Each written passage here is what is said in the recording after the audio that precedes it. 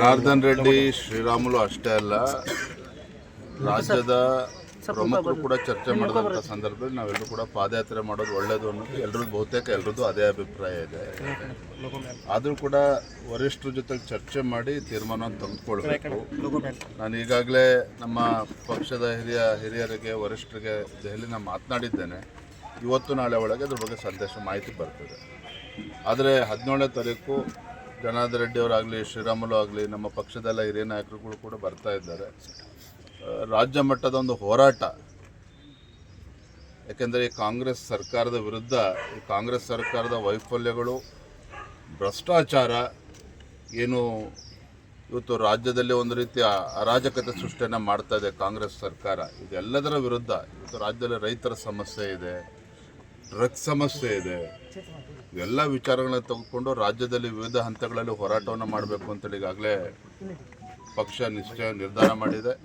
ಹಾಗಾಗಿ ಮೊದಲ ಹಂತದಲ್ಲಿ ಈ ರಾಜ್ಯದಲ್ಲಿ ಕಾನೂನು ಸುವ್ಯವಸ್ಥೆ ಹದಗೆಟ್ಟಿರುವಂಥ ಸಂದರ್ಭದಲ್ಲಿ ಬಳ್ಳಾರಿನಲ್ಲಿ ಬೃಹತ್ ಮಟ್ಟದ ಒಂದು ಹೋರಾಟವನ್ನು 17ನೇ ತಾರೀಕು ನಾವು ಹಮ್ಮಿಕೊಂಡಿದ್ದೇವೆ.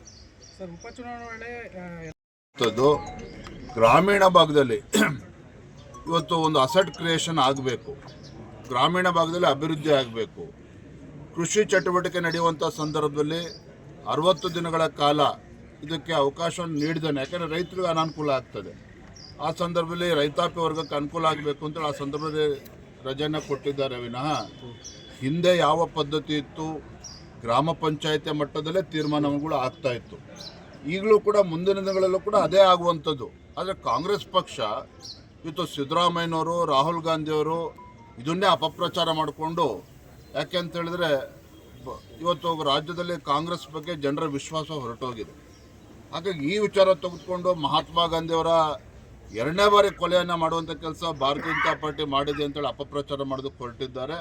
ಇದಕ್ಕೆ ಭಾರತೀಯ ಜನತಾ ಪಾರ್ಟಿ ರಾಜ್ಯದ ಎಲ್ಲ ತಾಲೂಕು ಕೇಂದ್ರಗಳಲ್ಲಿ ಮತ್ತು ಗ್ರಾಮೀಣ ಭಾಗದಲ್ಲೂ ಕೂಡ ಇದನ್ನು ಜಾಗೃತಿ ಮೂಡಿಸುವಂಥ ಕೆಲಸ ನಾವು ಮಾಡ್ತೇವೆ ಬರುವಂಥ ದಿನಗಳಲ್ಲಿ. ಕಾಂಗ್ರೆಸ್ ಗೊಂದಲದ ಕೂಡ ಇದನ್ನೇ ರಾಹುಲ್ ಗಾಂಧಿ ಅವರು ಸಿಎಂ ಮತ್ತು ಡಿಸಿಎಂ ಪ್ರತ್ಯೇಕ ಹೆಲಿಪ್ಯಾಡ್ನಲ್ಲಿ ಮಾತಾಡ್ತಿದ್ದಾರೆ. ಇರಲಿ ಪಾಪ, ಅವರು ಆಂತರಿಕ ಕಚ್ಚಾಟ, ಒಬ್ಬರು ಮುಖ್ಯಮಂತ್ರಿ ಕುರ್ಚಿ ಉಳಿಸ್ಕೋಬೇಕು ಅನ್ನುವ ಆ ಕಾತರದಲ್ಲಿ ಅವರಿದ್ದಾರೆ. ನನ್ನ ತಾಳ್ಮೆನ ಕೆಣಕಬೇಡಿ, ನಾನು ಮುಖ್ಯಮಂತ್ರಿ ಆಗಬೇಕು ಅಂತ ಉಳಿದವರು ರೆಡಿ ಆಗಿದ್ದಾರೆ. ಇದರ ನಡುವೆ ರಾಜ್ಯದ ಜನ ಹೊತ್ತು ಅನುಭವಿಸ್ತಾ ಇದ್ದಾರೆ. ನಿಜವಾಗ್ಲೂ ಕೂಡ ರಾಜ್ಯದಲ್ಲಿ ಏನೂ ಅಭಿವೃದ್ಧಿ ಆಗದೇನೆ ಭ್ರಷ್ಟಾಚಾರದಲ್ಲಿ ಮುಳುಗೋರಿರ್ತಕ್ಕಂಥ ಕಾಂಗ್ರೆಸ್ ಬಗ್ಗೆ ಜನ ಹೊತ್ತು ಇಡೀ ಶಾಪವನ್ನು ಹಾಕ್ತಿದ್ದಾರೆ. ನೋಡಿ, ನಿನ್ನೆ ದಿನ ಜರ್ಮನಿಯ ಚಾನ್ಸಲರ್ ಬಂದಿದ್ದಾರೆ ಕರ್ನಾಟಕಕ್ಕೆ. ಜರ್ಮನಿ ಅಂತೇಳಿದ್ರೆ ಅದು ಕೂಡ ಒಂದು ಆರ್ಥಿಕ ಶಕ್ತಿ, ತಂತ್ರಜ್ಞಾನಕ್ಕೆ ಇವತ್ತು ಮ್ಯಾನುಫ್ಯಾಕ್ಚರಿಂಗ್ ಹಬ್ ಆಗಿರುವಂಥದ್ದು ಆ ದೇಶ. ಅಂಥ ಒಂದು ದೇಶದ ಚಾನ್ಸಲರ್ ಇವತ್ತು ಕರ್ನಾಟಕಕ್ಕೆ ಬಂದರೆ ಇವರು ಮುಖ್ಯಮಂತ್ರಿ ಕುರ್ಚಿ ಉಳಿಸ್ಕೊಳ್ಳೋಕೆ ಒಬ್ರು ಹೋಗಿದ್ದಾರೆ, ಮುಖ್ಯಮಂತ್ರಿ ಕುರ್ಚಿ ಕಸ್ಕೊಳ್ಳೋಕೆ ಇಬ್ಬರು ಹೋಗಿ ರಾಹುಲ್ ಗಾಂಧಿ ಜೊತೆ ನಿಂತ್ಕೊಂಡ್ರೆ ರಾಜ್ಯದ ಪರಿಸ್ಥಿತಿ ಏನಾಗಬೇಕು? ಇದೆಲ್ಲವನ್ನು ಕೂಡ ರಾಜ್ಯದ ಜನ ಗಮನಿಸ್ತಾ ಇದ್ದಾರೆ. ಬರುವಂಥ ದಿನಗಳಲ್ಲಿ ಉತ್ತರ ನೀಡ್ತಾರೆ. ಧನ್ಯವಾದ. ಎಲ್ಲ ವರಿಷ್ಠರು ತೀರ್ಮಾನ ತೆಗೆದುಕೊಳ್ತಾರೆ. ಥ್ಯಾಂಕ್ ಯು, ಧನ್ಯವಾದ. ಸರ್, ಇದೊಂದು ವಿ ರಾಮ್ಜಿದು ಚರ್ಚೆ ಆಗ್ತಿದೆ ಸರ್.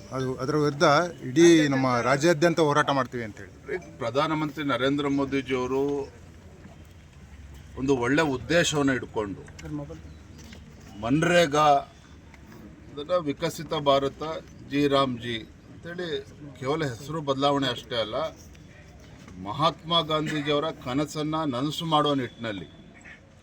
ಯಾಕೆಂತ ಹೇಳಿದರೆ ಗಾಂಧೀಜಿಯವರ ಕನಸು ಗ್ರಾಮ ಸ್ವರಾಜ್ಯ, ಗ್ರಾಮಗಳು ಅಭಿವೃದ್ಧಿ ಆದಾಗ ಮಾತ್ರ ದೇಶ ಅಭಿವೃದ್ಧಿ ಆಗುತ್ತೆ ಅನ್ನೋ ಒಂದು ಚಿಂತನೆ ಮಹಾತ್ಮ ಗಾಂಧೀಜಿಯವ್ರದ್ದು. ಪ್ರಧಾನಮಂತ್ರಿ ನರೇಂದ್ರ ಮೋದಿಜಿಯವರು ಸಹ ಏನು ಕಳೆದ ಹಲವಾರು ವರ್ಷಗಳಿಂದ 2006ರಲ್ಲಿ ಇವತ್ತೇನು ಮನ್ರೇಗಾ ಅಂತೇಳಿ ಪ್ರಾರಂಭ ಆದಂಥ ಈ ಒಂದು ಯೋಜನೆ, ಹಗರಣಗಳು, ಭ್ರಷ್ಟಾಚಾರ, ಆ ಬಡವರಿಗೆ ಹಣ ತಲುಪದೇ ಇರುವಂಥದ್ದು, ಹಳ್ಳಿಗಳಲ್ಲಿ ಗ್ರಾಮೀಣ ಭಾಗದಲ್ಲಿ ಅಭಿವೃದ್ಧಿ